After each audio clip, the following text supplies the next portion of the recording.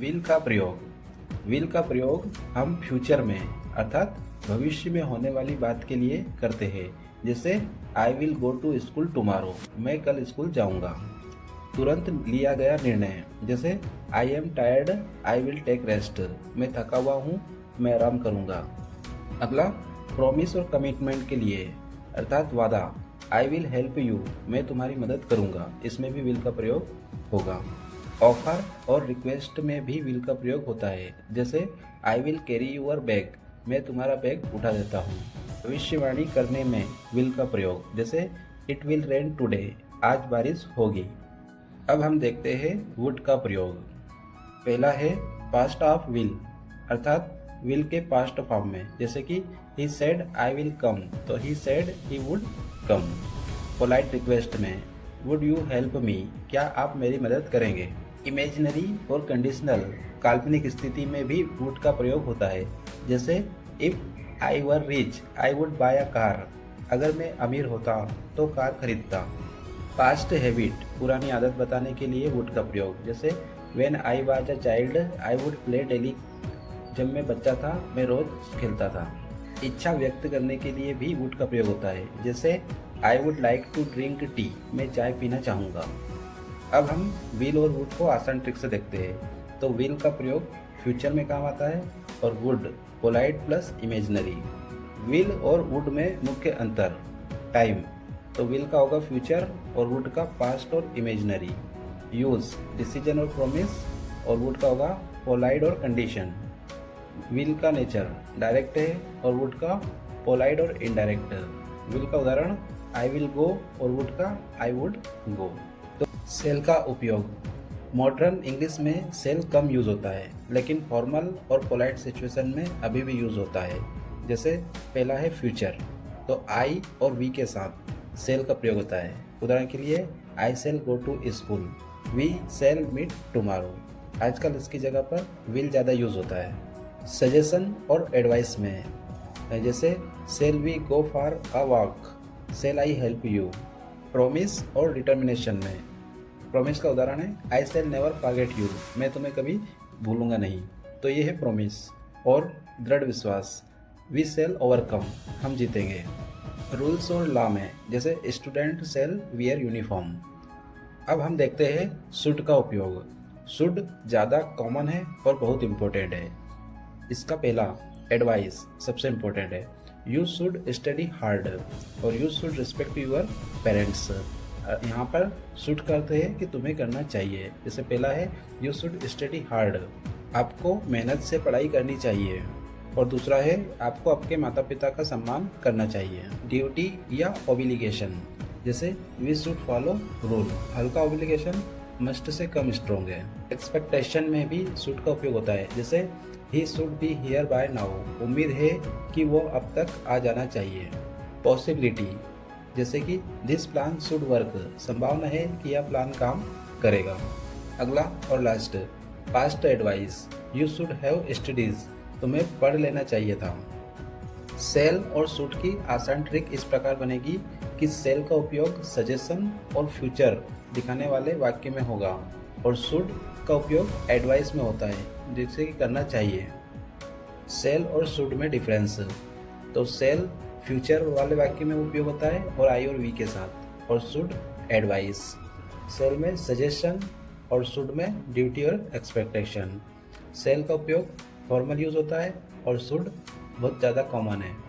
इसके बाद cell strong determiner है और शुड माइंड सजेशन है। अब हम दोनों के एक एक उदाहरण देखते हैं। सेल वी स्टार्ट, क्या हम शुरू करें, और शुड का होगा यू शुड स्टार्ट नाउ, तुम्हें अब शुरू करना चाहिए। तो सेमी मॉडल्स ऐसे वर्ब होते हैं जो models verb can, may, must की तरह काम करते हैं, लेकिन इनके साथ टू प्लस वर्ब का फर्स्ट फॉर्म आता है। इनकी स्ट्रक्चर बनती है subject plus semi model plus two plus verb का फर्स्ट फॉर्म। अब आगे हम इसे उदाहरण से समझेंगे। तो पहला है ऑक्ट टू, अर्थात कर्तव्य, सलाह या सही काम। जब हमें कर्तव्य बताना होता है तब ऑक्ट टू का उपयोग करते हैं। इसका यूज हम मॉरल ड्यूटी और एडवाइस में करते हैं। उदाहरण के लिए you ought to respect your parents, तुम्हें अपने माता पिता का सम्मान करना चाहिए। We ought to help the poor, हमें गरीबों की मदद करनी चाहिए। अब हम देखते हैं यूज टू। तो यूज टू का मीनिंग होता है पहले की आदत अर्थात पास्ट हैबिट। इसका यूज पास्ट में रेगुलर होने वाले काम को बताने के लिए किया जाता है। स्ट्रक्चर इसका बनेगा subject plus use two plus verb का फर्स्ट फॉर्म। इसे हम उदाहरण से समझेंगे। तो अगर पॉजिटिव एग्जाम्पल है तो आई यूज टू प्ले क्रिकेट, मैं क्रिकेट खेलता था। लेकिन इसी का अगर हम नेगेटिव में देखते हैं तो I did not use to play, did not का यूज़ होगा। और अगर हम इसे क्वेश्चन में देखेंगे तो did you use to play, इस प्रकार से बनेगा। अगला उदाहरण है she use to live in Delhi, तो ये पहले की स्थिति बता रहा है, पास्ट स्टेट। तीसरा है नीड टू, इसका मीनिंग होता है ज़रूरत या आवश्यकता। इसका यूज़ होता है जब कुछ करना जरूरी हो, तब हम नीड टू का उपयोग करते हैं। अब हम इसे उदाहरण से देखते हैं। आई नीड टू स्टडी, मुझे पढ़ने की ज़रूरत है। अगला उदाहरण है you need to work hard, तुम्हें मेहनत करनी चाहिए। और अगर हम इसे नेगेटिव में देखेंगे तो I do not need to go, इसमें डू नॉट आ जाएगा, अर्थात मुझे जाने की ज़रूरत नहीं है। आज का last semi modal dare to, इसका मीनिंग होता है हिम्मत करना। और इसका यूज़ जब हम किसी काम को करने की हिम्मत हो तो वहाँ पर डेयर टू होता है। डेयर टू का उदाहरण बनेगा he dare to speak the true, वह सच बोलने की हिम्मत करता है। अगला उदाहरण है I dare to face challenge, मैं चुनौती का सामना करने की हिम्मत करता हूँ। और अगर इसका नेगेटिव बनेगा तो he does not dare to speak, वह बोलने की हिम्मत नहीं करता। सेमी मॉडल्स के साथ हमेशा टू प्लस वर्ब का फर्स्ट फॉर्म होता है। दूसरा, ये मेन वर्ब और हेल्पिंग वर्ब दोनों की तरह बिहेव करता है। तीसरा, नेगेटिव और क्वेश्चन बनाने के लिए डू, डज और डिड का प्रयोग होता है। पहला ऑक टू, तो इसका मीनिंग होता है चाहिए और इसका यूज़ होता है सलाह और कर्तव्य में। यूज टू, इसका मीनिंग होता है पहले, अर्थात पास्ट हैबिट को बताने के लिए यूज टू का उपयोग होता है। अगला है नीड टू, अर्थात ज़रूरत, जहाँ नेसेसिटी की बात हो वहाँ पर नीड टू का उपयोग होता है। और लास्ट है डेयर टू, अर्थात हिम्मत, तो जहाँ पर हिम्मत बताने की बात हो वहाँ पर डेयर टू का उपयोग होता है। इस प्रकार आज की क्लास, और आज की क्लास का पहला प्रश्न है यू ओबे यूर पेरेंट्स, तो यहाँ पर मस्ट आएगा, तो ये सेंटेंस बनेगा you must obey your parents, आपको आपके माता पिता की आज्ञा का पालन करना चाहिए। तो जहाँ पर अत्यधिक नैतिक कर्तव्य हो वहाँ पर मस्ट का प्रयोग होता है। She swim when she was 5 year old, तो जब वो 5 साल की थी तब तैर सकती थी, तो यहाँ पर कुड का प्रयोग होगा, क्योंकि कुड पास्ट एबिलिटी को दिखाता है, भूतकाल की क्षमता के लिए होता है। आई कम इन सर, तो यहाँ पर आएगा मैं, क्योंकि जहाँ पर फॉर्मल परमिशन हो वहाँ पर मैं का प्रयोग होता है, तो यहाँ पर अनुमति मांग रहे हैं कि क्या मैं अंदर आ सकता हूँ sir. You smoke here it is prohibited, तो यहाँ पर मस्ट नॉट आएगा, क्योंकि जहाँ पर सख्त मनाही हो वहाँ पर मस्ट नॉट का प्रयोग होगा। वी रिस्पेक्ट अवर टीचर्स, तो यहाँ पर शुड का प्रयोग होगा और सेंटेंस बनेगा we should respect our teacher, हमें हमारे शिक्षक का सम्मान करना चाहिए। शुड का प्रयोग एडवाइस और मोरल ड्यूटी के लिए होता है। इट रेन टुडे, पॉसिबिलिटी है कि आज बारिश हो सकती है, तो यहाँ पर माइट का प्रयोग होगा, क्योंकि माइट का प्रयोग कम संभावना, वीक पॉसिबिलिटी के लिए होता है। आई लिफ्ट दिस हैवी बॉक्स, तो यहाँ पर आएगा कैन नॉट, कि मैं इस भारी बॉक्स को नहीं उठा सकता। कैन नॉट का प्रयोग इन एबिलिटी, असमर्थता के लिए होता है। You finish your homework before going out, तुम्हें बाहर जाने से पहले अपना होमवर्क करना चाहिए, तो यहाँ पर मस्ट का प्रयोग होगा। मस्ट ऑब्लिगेशन नेसेसिटी को दर्शाता है कि करना ही चाहिए, और परमिशन अगर है तो कैन और मे जो कि परमिशन को दर्शाता है। अगला उदाहरण है you help me with this work, तो यहाँ पर सेंटेंस बनेगा can you help me with this work, क्या तुम मेरी मदद कर सकते हो इस काम में। तो जहाँ पर कैन है तो कैन का प्रयोग रिक्वेस्ट, अनुरोध के लिए किया जाता है। आज की क्लास का लास्ट प्रश्न है he be at home the light are off, तो यहाँ पर माइट का प्रयोग होगा, क्योंकि माइट अनिश्चित अनुमान को दर्शाता है, तो सेंटेंस बनेगा he might be at home the light are off, वह घर पर हो सकता है, लाइट बंद है। अब हम परीक्षा की दृष्टि से सभी का रिवीजन करते हैं। तो पहला है मस्ट, तो मस्ट ड्यूटी और ऑब्लिगेशन में प्रयोग होता है। दूसरा है शुड, तो शुड सलाह के लिए होता है, एडवाइस। तीसरा कैन। कैन का प्रयोग एबिलिटी, परमिशन और रिक्वेस्ट के लिए होता है, जहाँ पर हम क्षमता दिखाते हैं। कुड, पास्ट एबिलिटी और पोलाइट रिक्वेस्ट, जहाँ पर हम पुरानी आदत को दिखाते हैं या विनम्र अनुरोध करते हैं। मैं का प्रयोग परमिशन और पॉसिबिलिटी के लिए होता है, जहाँ संभावना दिखाई जाती है या परमिशन मांगी जाती है। और माइट का प्रयोग वीक पॉसिबिलिटी, जहाँ पर कम संभावना होती है। ये प्रश्न स्कूल परीक्षा और प्रतियोगी परीक्षा दोनों के लिए बहुत महत्वपूर्ण है। पहला क्वेश्चन है, you take an umbrella, it look like rain. तो यहाँ पर शुड आएगा, क्योंकि शुड एडवाइस, सलाह देता है, जरूरी नहीं है लेकिन उचित है। तो सेंटेंस बनेगा, you should take an umbrella, it look like rain.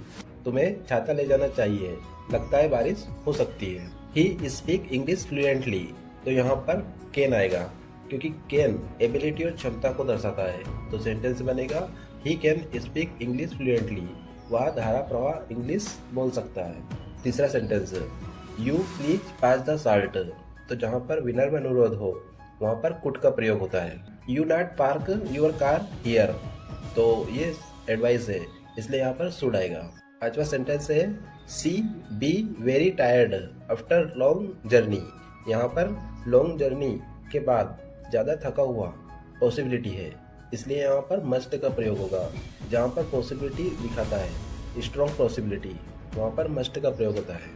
तो सेंटेंस बनेगा, she must be very tired after long journey. वह लंबी जर्नी की वजह से थकी हुई होगी। We finish this work today at any cost.